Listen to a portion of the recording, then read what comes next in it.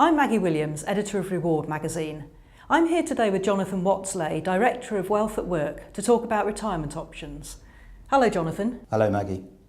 So, Jonathan, with both pensions and the ageing workforce in the news at the moment, the choices that people make at retirement are becoming ever more important. What are some of the options that employees have at retirement? Fundamentally, there are three options they have when they come to draw in income. There is annuities, which is probably the most common route and the route that people normally go down almost by default. There's drawdown, which is where you maintain control of your pension pot, your investment, and draw money from that as you wish, although there are some guidelines as to how much you can take throughout your retirement. And the third option is phased retirement, which is really taking small bits of income. You may carry on working at the same time to supplement that. And of course, from phased retirement, you can always go revert back into annuities or indeed draw down at some point in the future. And with those choices available, how can employers make sure that employees understand the choices available to them? It certainly isn't just about pensions. I think what's happening now is that there's people that are increasingly coming up to retirement that will have a number of pension pots and indeed may have a combination of pension pots, may have final salary, may have defined contribution as well. But of course they may have many other assets which in their own minds they've earmarked for retirement in some way. Now that may be things such as shares that they may have had through their employer, and certainly we work with a lot of companies where employees have built up what actually might have been quite modest sums of money through Save As You Earn schemes, for example, over a number of years, but actually now, relative to their overall wealth, that actually accounts for quite a chunk. There will also be people that would have done things like buy-to-lets, which again, they will say, well, that's actually for my retirement, and whether that's because they're going to keep those to generate income through the rental, or whether actually they're going to sell those properties and then use the capital and invest that to generate some income. So there's quite a broad range of things out there. So the really important thing is to understand actually how that's all going to be calibrated, all those investments can be calibrated to provide the income that you want as an individual. So we've talked about what employers can do to help, but are regulators doing enough to support employees as well?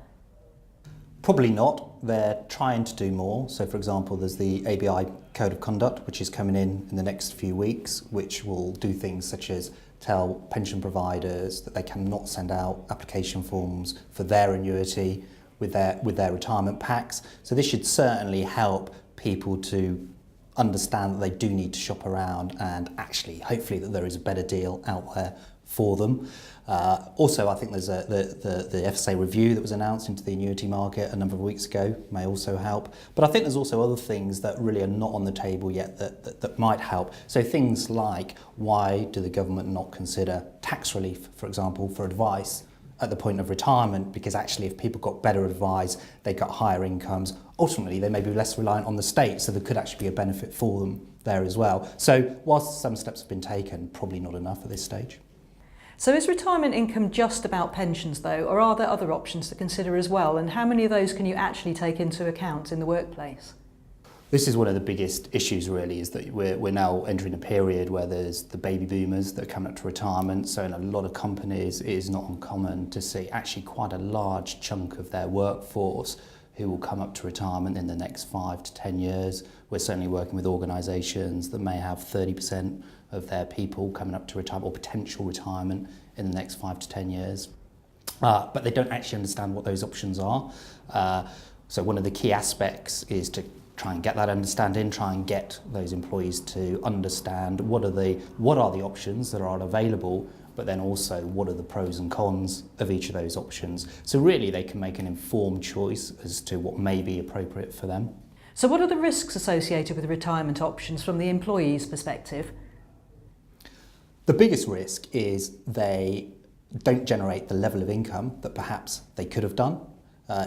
Lots of different companies will have done research in this area, but it's not uncommon to see numbers of 20, 30, even 40% enhancement on income for a lot of people if they make the right decision. So that may be filling out, for example, medical questionnaires if they're applying for annuity, and making sure that they're maximising the level of income. Also, it's important to make sure that they are making fundamentally the right decision. So it may be that annuities are not right for them, but if they've gone into an annuity, then they will fundamentally be stuck with that for the rest of their lives, literally to the day they die. So they make a bad decision. That's a bad decision that may stay with them for 25 years or more. And what about risks to the employer? I think with the baby boomers, with companies now increasingly having people that are getting older, not uncommon to see companies with maybe 20, 30, 40% of their employees getting up to retirement age. So it's important that they inform their staff as to what the options are at retirement. Now clearly they might need to bring in organisations from outside like ourselves to help with that, but it's really important. Otherwise people often will not believe they have enough income to retire. I think the other point there as well to note is pension is the biggest benefit that most companies offer, and so there is something slightly bizarre in the sense that somebody may pay into a pension for 40 years, but at the point they come to take the benefit, they want to generate income from it, actually they're abandoned and they're not given perhaps the education and advice that they need. So with so many choices available, the role of advice becomes really important as well. And we saw some really substantial changes to that at the end of last year with the introduction of the Retail Distribution Review. What role do you think regulated advice now has in the retirement options process? I think it's really important. I think it's more important now than it's ever been, and it's partly for the reasons we discussed earlier, which is more and more people are coming out of the workplace with a number of pensions, maybe a combination of final salary and DC, but they also often have other assets as well that need to be reviewed. So because it's such an important decision, and because it's a decision that may need to last you for the next 25 years, it's important that you do get advice and that you do absolutely get that decision right. So even though RDR has resulted in advisors going fee-based in the main, then I would argue that whilst clearly they should shop around to find the right advisor, that actually paying that fee may actually be a small price to pay ultimately for what is a lifetime decision on actually a very big value often relative to an individual's overall wealth. Many thanks for your time today, Jonathan, and for some great insights into retirement options. Thank you, Maggie.